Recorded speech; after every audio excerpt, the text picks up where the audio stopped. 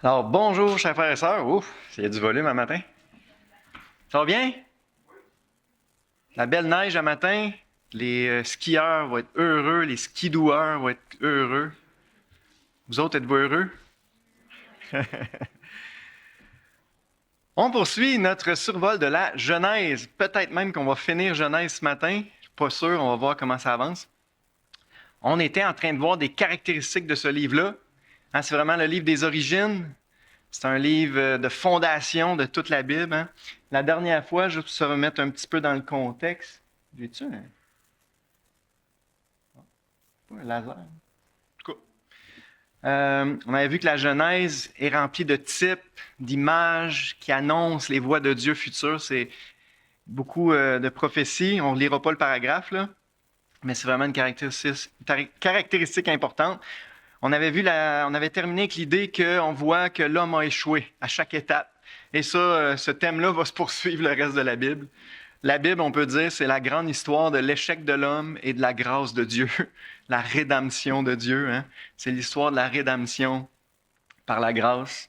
Alors déjà dans la Genèse, on voit en germe cette idée-là fondamentale que l'homme échoue, mais Dieu vient à son secours par grâce. Alors on continue. Une autre caractéristique importante, la Genèse nous parle des origines de la race juive.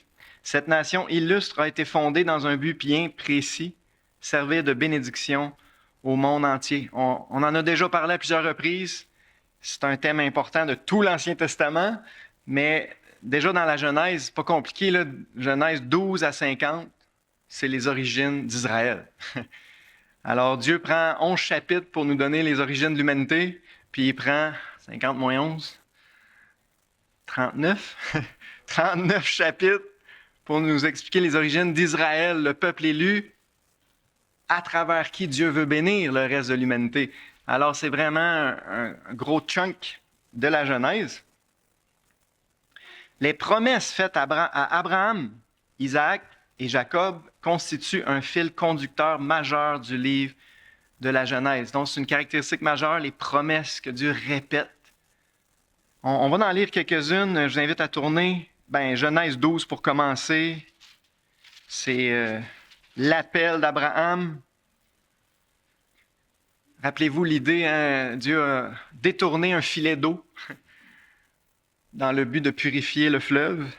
C'est un peu ça l'idée de l'appel d'Abraham. Versets 1 à 3, Genèse 12, 1 à 3. L'Éternel dit à Abraham, « Va-t'en de ton pays, de ta patrie, sépare-toi. Hein? De la maison de ton père, dans le pays que je te montrerai. Je ferai de toi une grande nation, je te bénirai, je rendrai ton nom grand, tu seras une source de bénédiction. Je bénirai ceux qui te béniront, je maudirai ceux qui te maudiront, et toutes les familles de la terre seront bénies en toi. » Ça, c'est la phrase clé.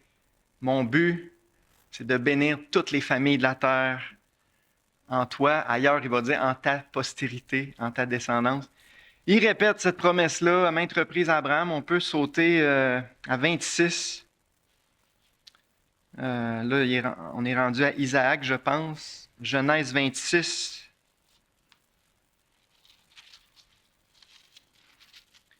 Versets 3 et 4.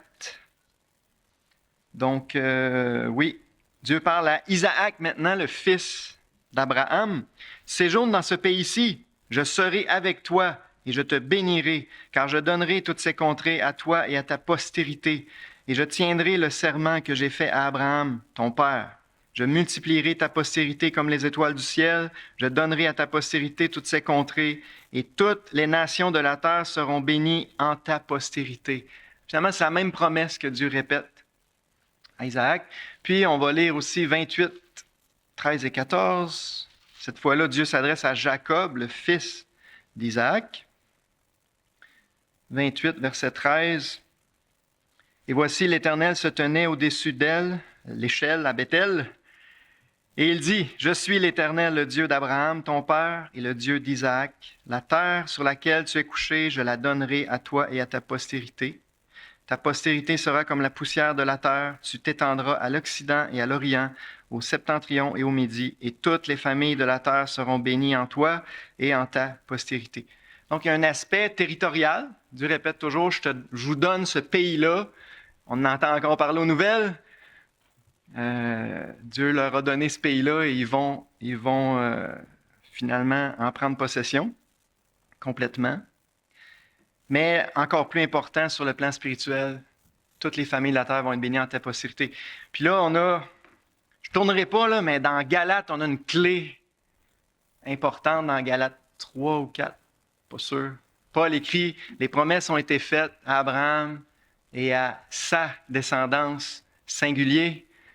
Et cette descendance, c'est Christ. Ça, c'est une clé.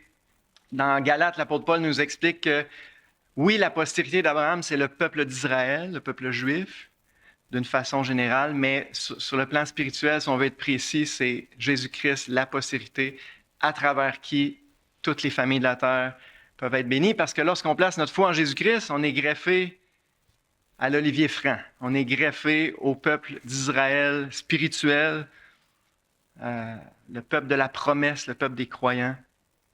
Donc, la postérité ultime d'Abraham, d'Isaac et de Jacob, à travers qui s'accomplissent les promesses, c'est Jésus-Christ.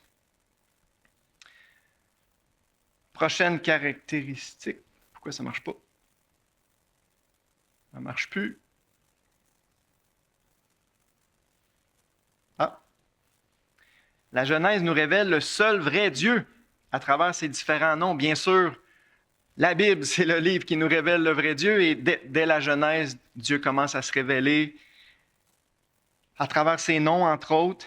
El, Ela ou Elohim, qui signifie vraiment Dieu. El, Ela, c'est des formes singuliers. Elohim, c'est Dieu pluriel. On en a déjà parlé, il y a vraiment la notion de la Trinité là-dedans. Dans le seul vrai Dieu, il y a 3 personnes. Le Père, le Fils et l'Esprit Saint, ça va devenir plus clair dans le Nouveau Testament, mais déjà dans l'Ancien, il y a plein de petits indices qui nous montrent que Dieu est pluriel. El Shaddai, qui veut dire Dieu tout-puissant. Le seul vrai Dieu, il n'y a aucune limite, il peut faire n'importe quoi. Tout-puissant. El Elyon, Dieu très haut, il est au-dessus de sa création.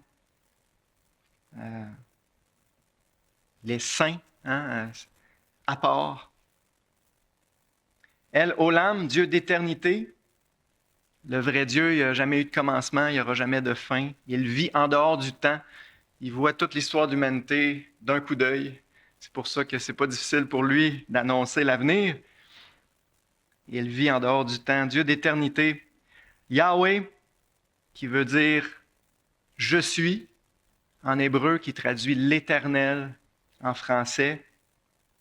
Ça, c'est un indice, tant qu'à moi, que la Genèse a été écrite, la forme finale de la Genèse a été écrite après la rencontre de Moïse avec l'ange de l'Éternel au buisson ardent, parce que c'est au buisson ardent que Dieu a donné son nom Yahweh.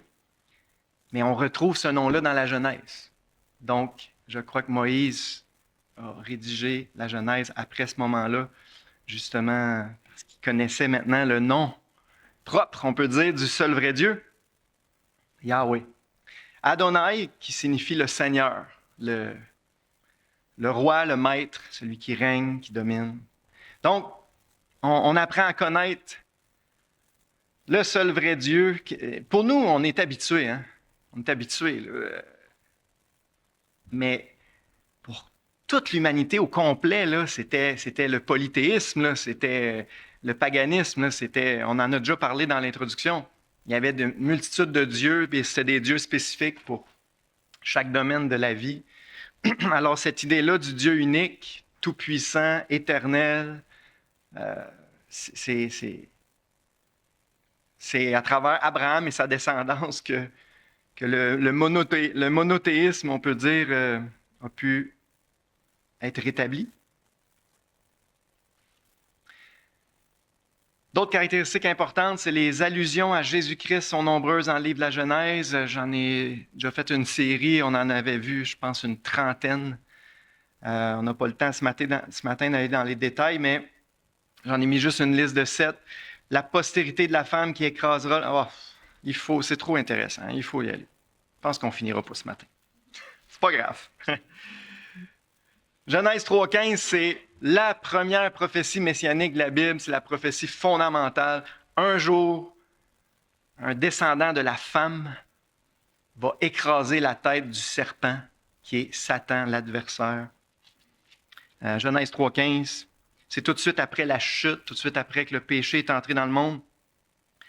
Dieu s'adresse au serpent, à Satan lui-même. Au verset 15, il dit « Je mettrai inimitié entre toi et la femme, entre ta postérité et sa postérité, ta descendance et sa descendance. Celle-ci t'écrasera la tête et tu lui blesseras le talon. » Encore l'idée de la postérité.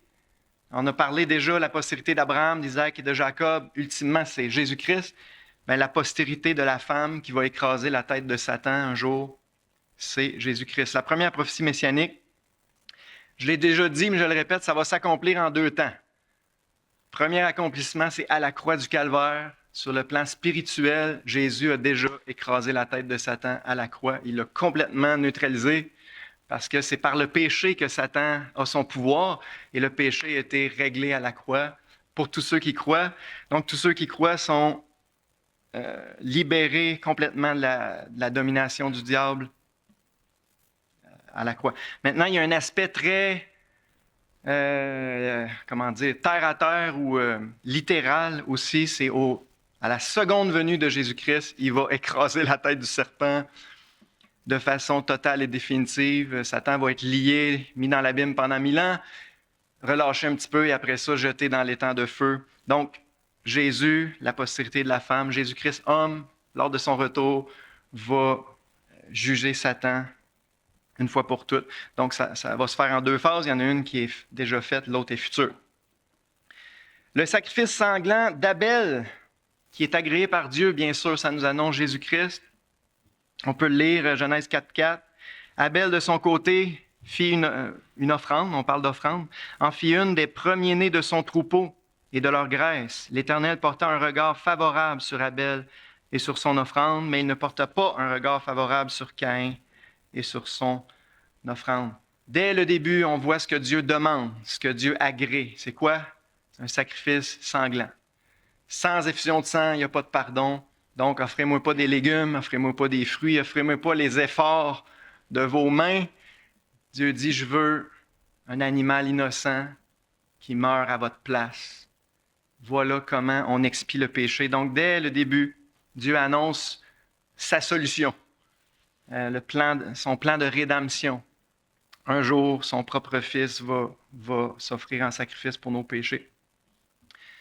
L'arche de Noé, par lequel il est sauvé du jugement, il y avait une façon d'être sauvé à l'époque de Noé, c'était de se réfugier où?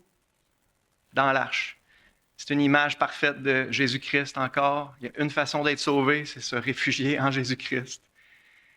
Si vous n'êtes pas réfugié en Jésus-Christ par la foi, vous allez y passer. Okay? Le jugement va venir et on est tous condamnés d'avance. Alors, il faut aller dans l'arche. Jésus-Christ, l'arche de Noé est une belle image de Jésus-Christ, le seul refuge, le seul sauveur face au jugement de Dieu qu'on mérite. Melchisédek, roi de Salem, on peut peut-être le lire, là, Genèse 14, 18. Un personnage un peu mystérieux. Genèse 14, 18. Melchisédek, roi de Salem, fit apporter du pain et du vin. Il était sacrificateur du Dieu Très-Haut. Il bénit Abraham. Et là, l'auteur de l'Épître aux Hébreux reparle de ça dans sa lettre aux Hébreux, puis il dit, c'est un type, il dit carrément, c'est un type de Jésus-Christ, le Fils de Dieu. Melchisédek veut dire roi de justice. Ouais. Roi de justice. C'est le roi de Salem, qui veut dire roi de paix aussi. Il apporte du pain et du vin. N'importe qui a lu le Nouveau Testament voit la symbolique, là. Son corps et son sang offert en sacrifice. Il est sacrificateur du Dieu Très-Haut. Jésus est le grand souverain sacrificateur, médiateur entre Dieu et les hommes, celui qui nous représente devant Dieu. C'est lui qui a béni Abraham. C'est par Jésus qu'on est béni aussi. Donc, Melchisédek est clairement un type de Jésus-Christ. Puis si vous voulez approfondir ce sujet-là, lisez la lettre aux Hébreux, Hébreux 5, Hébreux 7, ça parle de ça. Le sacrifice d'Isaac, c'est peut-être le type le plus clair. Tournez, s'il vous plaît, dans Genèse 22. J'aime utiliser ce passage-là quand je témoigne, parce que c'est capoté en bon québécois, cette histoire-là, comment que ça annonce Jésus là, dès 2000 ans avant le temps d'Abraham. Dieu annonce ce qu'il va faire. On peut juste lire, voyons, Genèse 22, verset 2. Dieu dit, prends ton fils, là j'ai le goût de dire, Aleph Tav, ton unique Aleph Tav, celui que tu aimes, Aleph Tav, Isaac. Va-t'en au pays de Morija et là, offre-le en holocauste sur l'une des montagnes que je te dirai. Là, tout le monde se demande pourquoi j'ai dit ça. J'ai pas le temps d'aller en détail, mais Aleph Tav, c'est la première et la dernière lettre de l'alphabet hébreu. C'est l'équivalent de l'alpha et l'oméga. J'ai découvert, il n'y a pas longtemps, qu'on trouve des Aleph Tav un petit peu partout dans l'Ancien Testament. Il y en a au-dessus de 7000. Ça ne se traduit pas. C'est comme AZ, première, dernière lettre. Puis dans ce verset-là, on le retrouve 3 fois. Puis dans l'Apocalypse, Jésus dit « Je suis l'alpha et l'oméga ». Dans sa langue, il aurait dit « Je suis le Aleph Tav ». Alors, ça me touche particulièrement dans ce verset-là parce que Dieu dit « Prends ton fils, ton unique, celui que tu aimes ». On sait que ça parle de Jésus, ça annonce Jésus. Va-t'en au pays de Morija, offre-le en holocauste sur l'une des montagnes que je te dirai.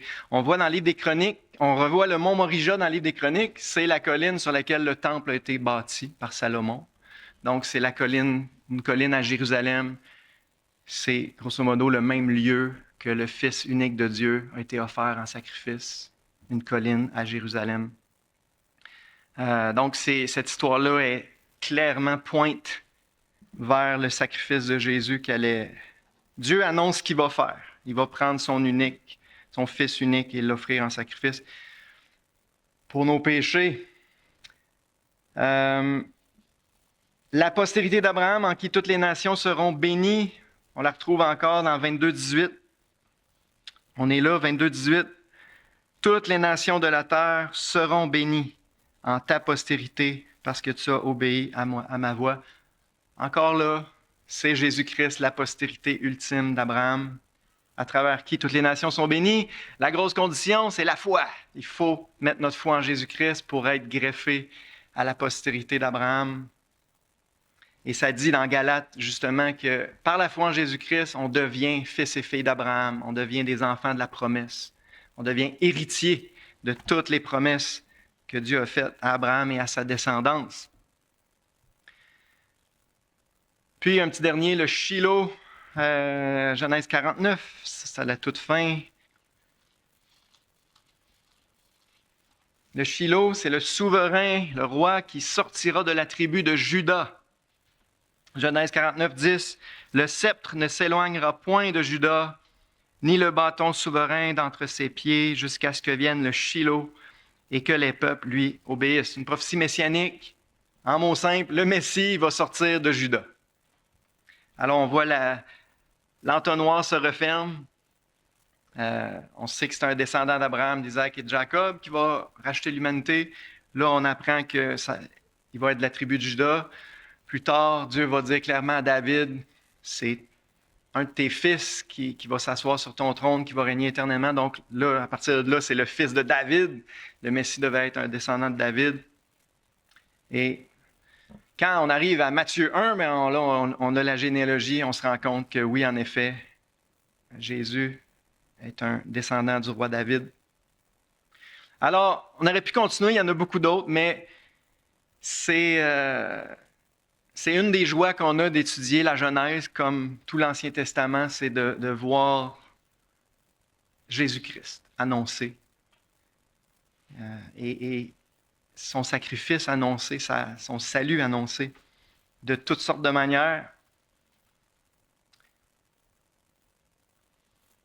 Oh, excusez. Une autre caractéristique. La Genèse est citée 35 fois dans le Nouveau Testament. Le Seigneur Jésus, entre autres, confirme l'historicité de plusieurs passages de la Genèse. Ça, je trouve, c'est un argument de poids. Encore là, lorsqu'on témoigne, beaucoup de gens se moquent des histoires de la Genèse, les histoires du raccoir. Mais beaucoup se disent chrétiens et ont une haute opinion de Jésus. Ils disent qu'ils croient en Jésus, mais ils ne croient pas dans l'histoire de la Genèse. Permettez-moi de vous dire que c'est inconséquent et illogique, parce que Jésus lui-même y croyait clairement, et Jésus a confirmé ces histoires-là de façon claire et autoritaire. Alors, on ne peut pas croire vraiment en Jésus sans croire aux histoires de la Genèse. Ça va ensemble. Si Jésus est vraiment le Fils de Dieu, il est infaillible, n'est-ce pas? Donc, si Jésus confirme ces histoires-là, ben, moi j'y crois. Ça règle la question. Fait que vous venez de sauver 3 ans d'études archéologiques et scientifiques, là. On va quand même... Ouais. On va prendre le temps, vu que c'est clair maintenant qu'on ne finira pas un matin, on va prendre le temps. Je vous invite à tourner dans Matthieu 19, parce que c'est quand même important pour vous-même, premièrement, pour solidifier votre foi dans toutes les histoires de la Genèse, mais aussi quand vous témoignez. Comme j'ai dit, c'est un outil, un argument de poids, je trouve, quand on témoigne, surtout à des gens qui se disent, en tout cas, plus ou moins croyants en Jésus. Matthieu 19, 4 et 5. C'est Jésus qui parle. Il répondit, « N'avez-vous pas lu que le Créateur, au commencement, fit l'homme et la femme? Et qu'il dit, c'est pourquoi l'homme quittera son père et sa mère, s'attachera à sa femme, et les deux deviendront une seule chair. » Jésus nous confirme la fiabilité de ce récit-là. Jésus dit, « Hey, l'avez-vous pas lu, Genèse 1 et 2? »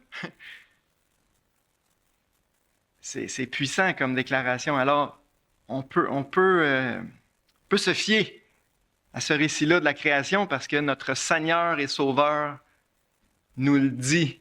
N'avez-vous pas lu? Le meurtre d'Abel, je pense que je vais le sauter celle-là parce que, comment dire, il est moins réfuté, là, c'est moins rejeté, mais Jésus confirme l'histoire de Caïn et Abel. Le déluge, ça, c'est un important. Matthieu 24, les gens se moquent du déluge, on lit ça dans Pierre. Hein? À la fin des temps, il va venir des moqueurs. Ils veulent ignorer que le monde a été détruit par l'eau. Ben, Matthieu 24, 37 à 39, c'est Jésus qui parle. Ce qui arriva du temps de Noé arrivera de même à l'avènement du Fils de l'homme. Car dans les jours qui précédèrent le déluge, les hommes mangeaient et buvaient, se mariaient leurs enfants jusqu'au jour où Noé entra dans l'arche. Et ils ne se doutèrent de rien jusqu'à ce que le déluge vienne et les emporte tous. Il en sera de même à l'avènement du Fils de l'homme. Jésus confirme l'histoire du déluge, puis ça nous dit que le déluge les emporta tous ceux qui n'étaient pas dans l'arche. Les patriarches, Jésus parle d'Abraham, d'Isaac et de Jacob. Destruction de Sodome, on peut lire celle-là, Luc 17. On lit dans la Genèse que Dieu a détruit Sodome et Gomorrhe en envoyant du feu et du soufre tomber du ciel. Quand même, toute une histoire.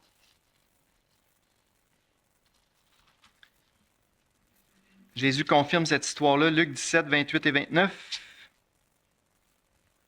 Ce qui arriva du temps de Lot arrivera pareillement.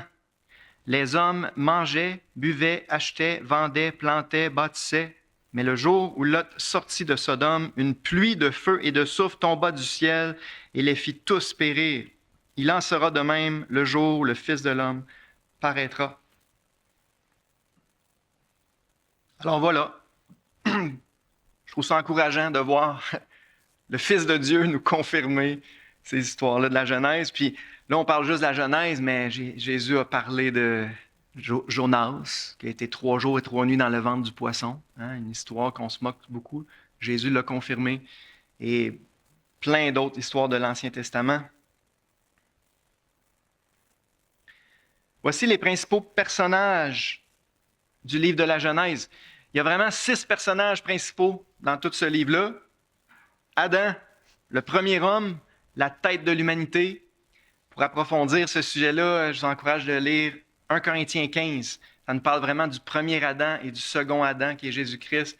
Il y a deux humanités, une humanité gâchée par Adam, une humanité rachetée par Jésus-Christ.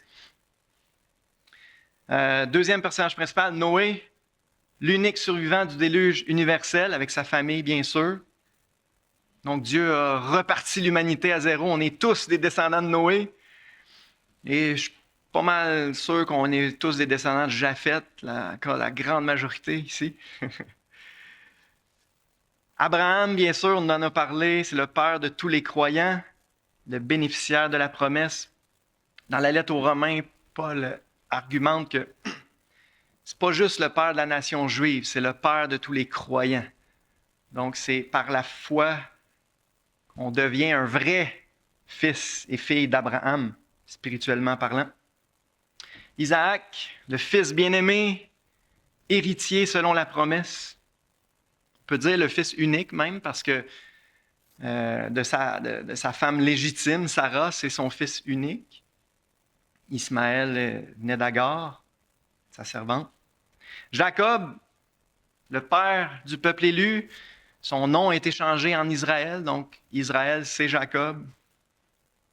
Puis Joseph, personnage très important aussi, qui est un type de Jésus-Christ. On n'en a pas parlé tantôt, mais toute l'histoire de Joseph, ça parle de Jésus. C'est le fils rejeté par ses frères, par son peuple, mais qui devient à la fin de l'histoire le sauveur. Non seulement de son peuple, mais du monde, parce que l'Égypte représente le monde. Fait que Joseph a d'abord sauvé l'Égypte, après ça, il a sauvé son peuple, sa famille, et ça annonce l'histoire de l'humanité. Jésus, après avoir été rejeté par son peuple, a sauvé le monde, et à la fin de l'histoire, va sauver le reste de son peuple, Israël. Donc, toute la Genèse se résume avec ces 6 grands personnages-là, dont on peut dire tous les personnages nous pointent vers Jésus d'une façon ou d'une autre. C'est-tu le dernier? Oui, ça va être le dernier qu'on va voir ce matin. Il me reste 5 minutes, c'est parfait. Dernière caractéristique qu'on va voir, les premiers chapitres de la Genèse sont en lien étroit avec les derniers chapitres de l'Apocalypse. C'est vraiment intéressant de constater ça. Et pour moi, c'est une autre preuve que c'est un livre qui se tient. Même si la Bible, c'est une bibliothèque, il y a 66 livres dans la Bible. C'est comme un gros casse-tête avec 66 morceaux. La Bible a été écrite sur une période de 1500 ans par 40 auteurs différents. Mais savez-vous quoi? Ça forme un livre cohérent. Et il y a plein d'arguments pour démontrer ça. Mais un des arguments, c'est qu'il y a plein de liens entre les premiers chapitres de la Genèse et les derniers chapitres de l'Apocalypse. C'est vraiment Dieu referme la boucle. Un petit survol dans le tableau ici. Dans Genèse 1, on a la création des cieux et de la terre. Dans Apocalypse 21, on voit la création de nouveaux cieux et de nouvelles terres. Donc, la première création a été gâchée par le péché. Dieu recommence à neuf à la fin de l'Apocalypse.